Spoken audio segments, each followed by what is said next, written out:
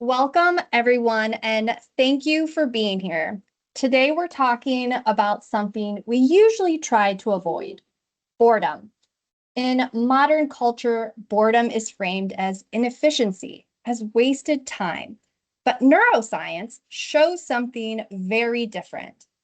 Boredom is not the absence of productivity, it's the absence of external stimulation. And when external stimulation drops, the brain doesn't shut down, it shifts. And today we're going to explore what that shift is and why it might matter more than we think. So let's start with the poll. You can write it in the chat or the Q&A box. When was the last time you were truly bored? And I don't mean waiting in line while scrolling. I mean no stimulation, no distraction, no audio in your ears, no background noise, no multitasking, no podcast, no email, just mental stillness.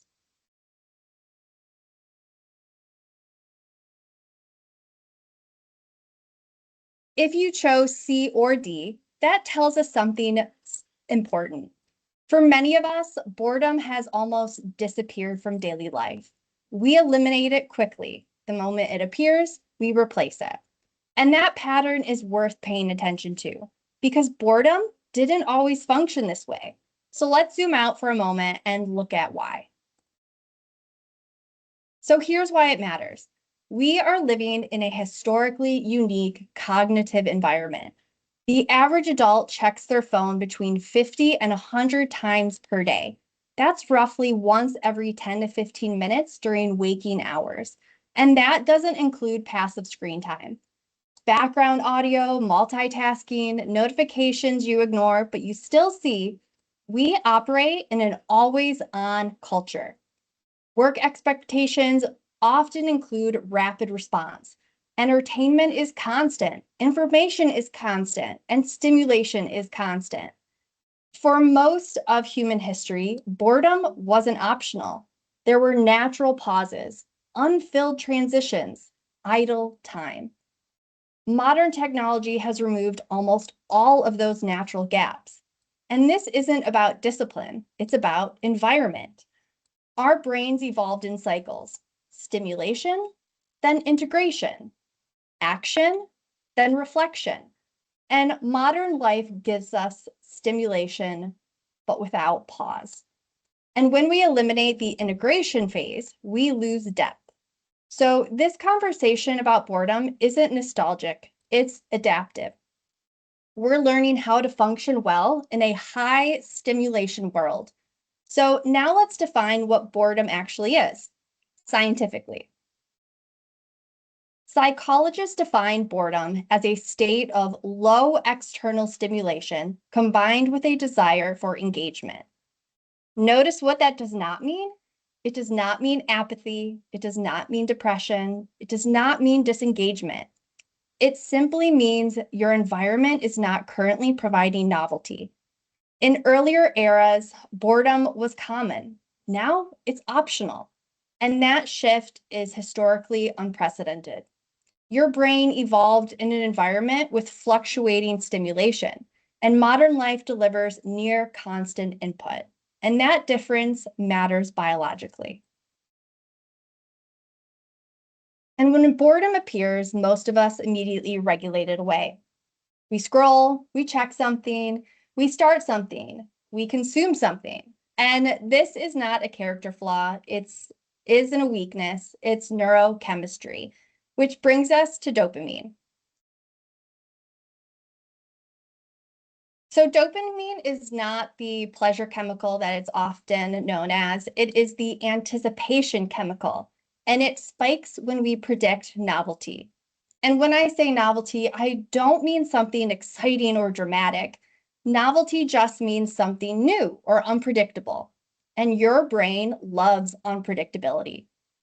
Every time you refresh email, scroll social media, or check a notification, your brain is looking for something different than what is expected. And that difference triggers dopamine. Not because it's pleasurable yet, but because it might be. And our modern digital environment is engineered around novelty. Intermittent rewards like social media refreshes activate what's called a variable reinforcement schedule. And this is the same reinforcement structure used in behavioral conditioning research. When rewards are unpredictable, behavior strengthens. And over time, this can lower tolerance for stillness, increase impulsive checking, fragment attention, and elevate cognitive fatigue. Now, here's where it becomes important. When the brain becomes accustomed to that constant novelty, baseline stimulation feels insufficient. Silence feels uncomfortable. Stillness feels unproductive. Waiting feels intolerable. Not because something is wrong with you, but because your reward system has adapted. This doesn't mean technology is bad. It means our brains were not designed for uninterrupted novelty. And here's what's fascinating. When novelty decreases, the brain doesn't collapse, it actually recalibrates. And that's where something powerful happens. So when we allow boredom, when novelty decreases, something happens in our brain. The brain again doesn't shut down, it reorganizes, it shifts networks. It activates what's called the default mode network. And this network was identified in 2001 when researchers noticed that when participants stopped performing external tasks, a specific set of brain regions became more active, not less. And that's important. We tend to assume that if we're not actively working on something, the brain is idling. But that's not what happens. When we're not focused on an external task, your brain does become internally active. The default mode network supports a variety of different things like daydreaming, reflection, autobiographical memory, emotional processing, creative association, and future planning. In this state, the brain increases connectivity across regions that don't typically coordinate during task-focused activity. It begins integrating information, connecting past experiences with present challenges, simulating possible futures, reorganizing emotional experiences. And this is why ideas often appear in the shower or while driving or during a quiet walk. Not because those environments are magical, but because they reduce external demands. And again, when external demands drops, internal integration rises. And this is when unexpected solutions surface. This is when perspective shifts. This is when emotional experiences get processed rather than suppressed. The brain is not passive in boredom. It is internally dynamic. So boredom is not laziness. It's your brain shifting from external consumption to internal integration, from reacting to reorganizing, from constant input to insight. And that internal reorganization directly impacts creativity and performance. So what does this internal reorganization actually produce? So let's talk about creativity. In 2014, researchers conducted a really interesting study. Participants were assigned a deliberately boring task, copying phone numbers from a directory. After completing that task, they were given creative problem-solving exercises. And the group that had just experienced boredom generated significantly more creative ideas than the control group. Why? Well, because boredom forces the brain to search internally for stimulation. And when external novelty disappears, the brain compensates by increasing internal novelty. It begins exploring associations. It connects ideas that aren't obviously related. It plays with possibilities. Creativity isn't just inspiration, it's associative thinking. And that type of thinking requires cognitive space. Because if your brain is constantly consuming, constantly reacting, constantly responding, it doesn't have the bandwidth to wander. And wandering is not wasted time, it's incubation. And many breakthrough ideas don't emerge under pressure, they emerge after pressure. After you step away, after stimulation decreases, after the mind has room to roam, boredom creates that room. And creativity isn't just for artists or inventors.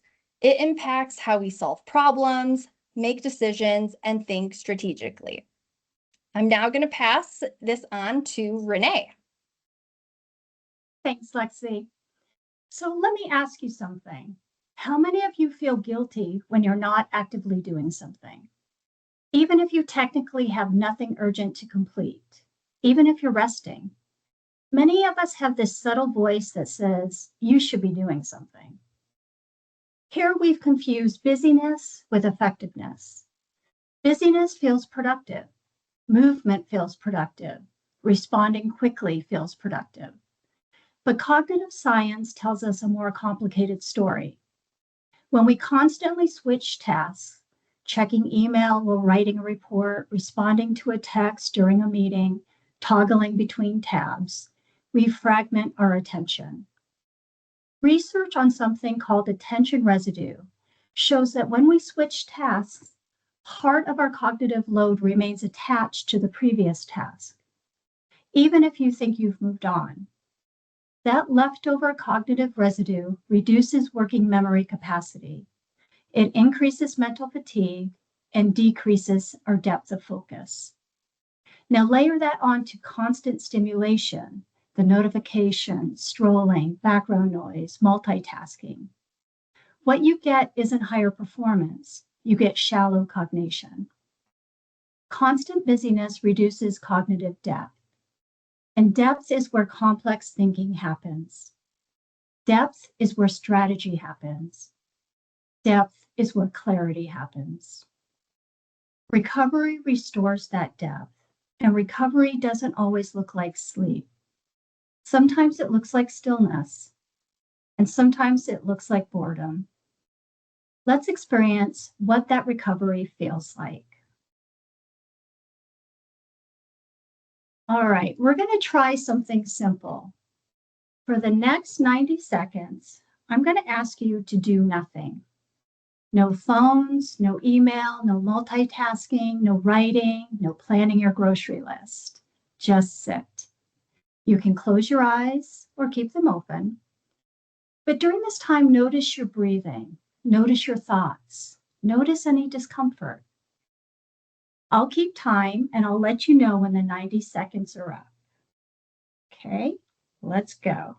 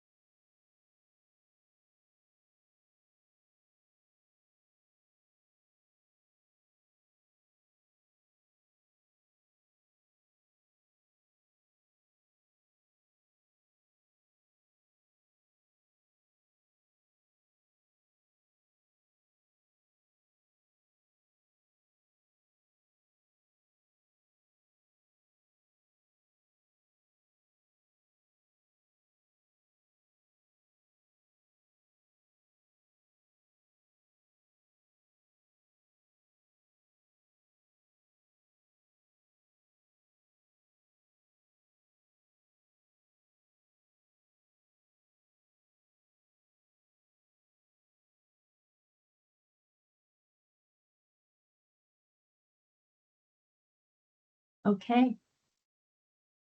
So I'd like you to go ahead and take a nice, deep, slow breath. And notice what just happened. For many people, that may have seemed like a very long time, and the first few seconds felt almost urgent because the brain is immediately trying to fill that space. You may have felt restless, impatient, an urge to check something, thinking, is she really going to remember to come back for us? All these random thoughts jumping in. and that's totally normal. When stimulation drops, the nervous system recalibrates. And really, we're not practiced at this silence, and it can feel uncomfortable. But this is the doorway to cognitive recovery and what it feels like in real time. So let's unpack what just happened during that 90 seconds. When we removed external stimulation, your brain had to adjust. And many of you probably felt restless. Again, that urge to check something, to move, to fill the space. And that's your reward system recalibrating. When we're used to frequent stimulation, even 90 seconds of silence can feel unfamiliar. Some of you may have noticed your mind wandering, thoughts jumping around, random memories resurfacing, planning something unrelated. And that's not a distraction. That's spontaneous cognition. That's the default mode network becoming active. And here's something interesting. Mind wandering is often framed negatively, but research shows that it plays a role in problem solving, autobiographical processing, and creative insight.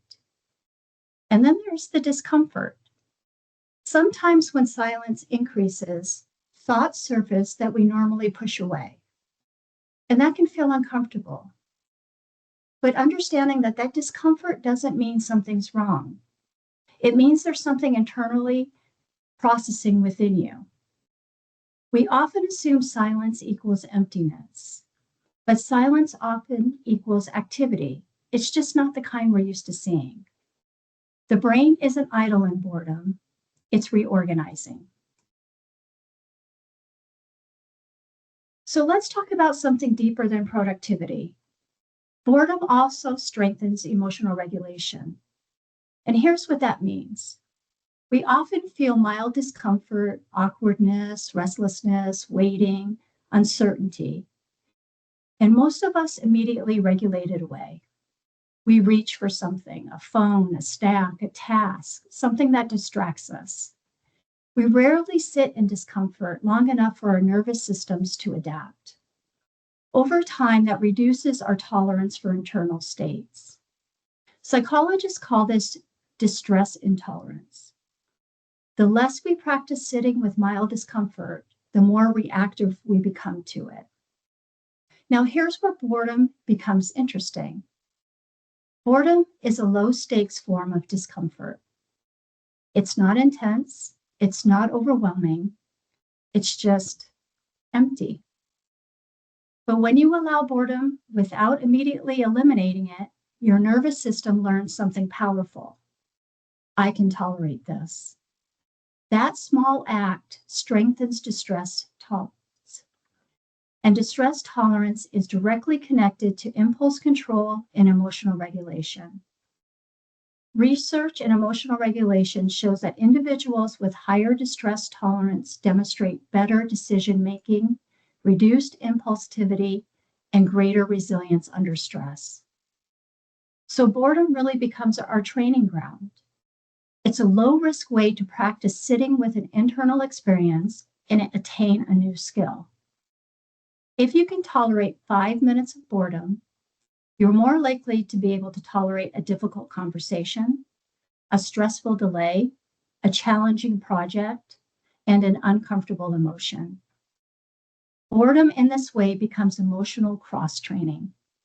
It strengthens the pause between stimulus and response. And that pause is where regulation lives. So the question becomes, how do we use this intentionally? And I want you to reflect for a moment, where in your life might boredom actually help? Not more productivity, not more input, but more integration. Maybe it's strategic thinking, maybe it's creative work, maybe it's emotional clarity or stress recovery, or maybe it's making better decisions instead of faster ones.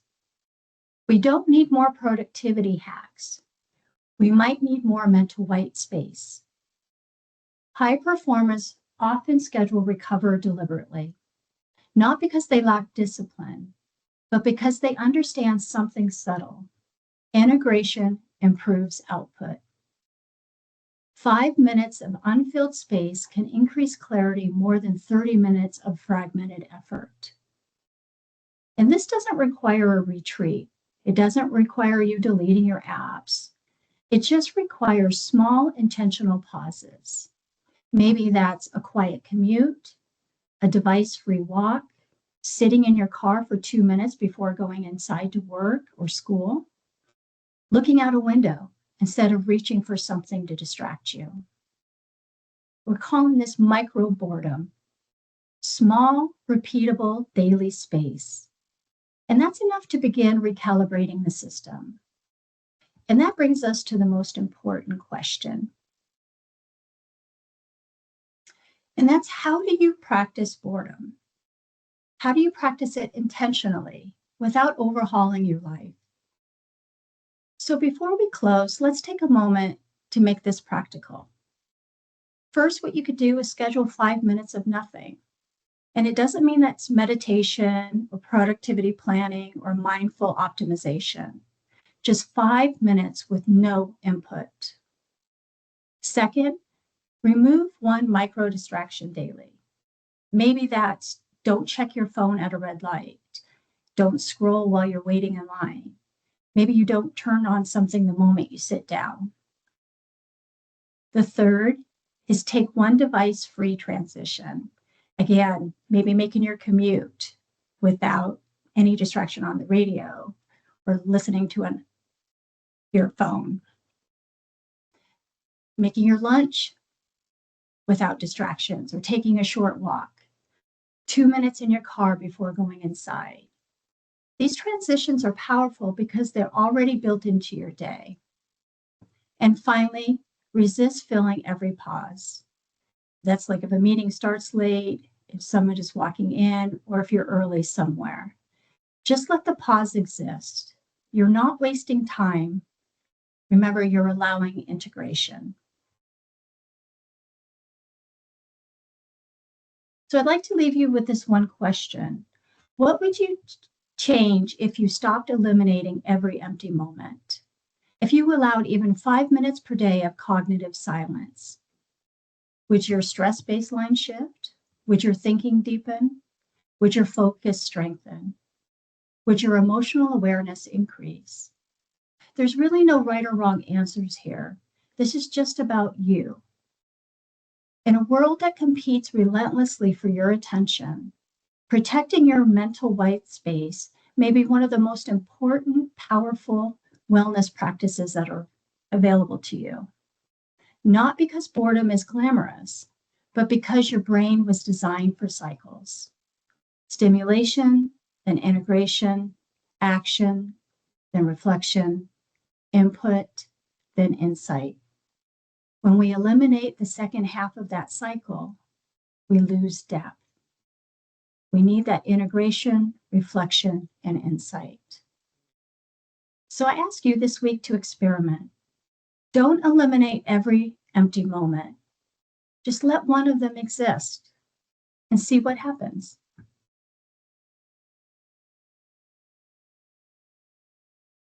And if this topic resonated with you, and you'd like to explore further, here are a few resources we recommend. The book there in the center is Stolen Focus. It's a thoughtful, research-informed look at how modern life impacts attention and cognitive depth. If you prefer audio, the Huberman Lab episode on dopamine breaks down the science behind novelty and reward in a very practical way. And that QR code goes to a video provided by the Harvard Business Review that explains how mind wandering and boredom activate the brain networks that support creative thinking and reflection.